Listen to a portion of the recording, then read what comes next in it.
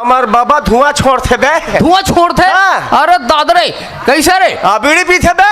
बस। हाँ। अरे हमार बाबा तो खतरनाक धुआं छोड़ते भैया। अरे कैसे रे? मुरई खाते ना बे।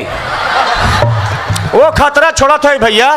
बड़े अच्छे लगते हैं वो भाटा, वो मिर्चा, वो मुरई और ढुसुम। अच्छा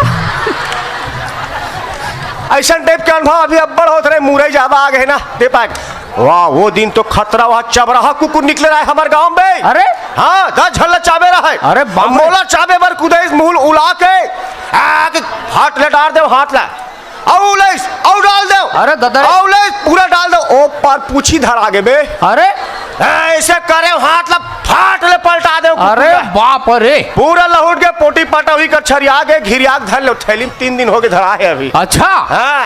मैं इतना एकदम खतरनाक आविष्कार करे हो जी। अरे बाप रे। हाँ आविष्कार कर डरे रे। मैं नहीं हाँ। दीवार से ऊपर देख सकता मैं ऐसे आविष्कार करे हो मैं। अरे बाप रे दीवार के ऊपर ले ऊपर ताजी ऐसे का बना दे रे भाई। दीवार ला भोंगरा कर दे हो ना। भारी दिमाग लगाए रे। ताजी अच्छा ठीक है। तो लक्षण बड़े वाला वैज्ञानिक बनबे तो ऐसा लागत है। बिल्कुल। हाँ चलात रहा बने नहीं चलाए कर। ठीक है आओ।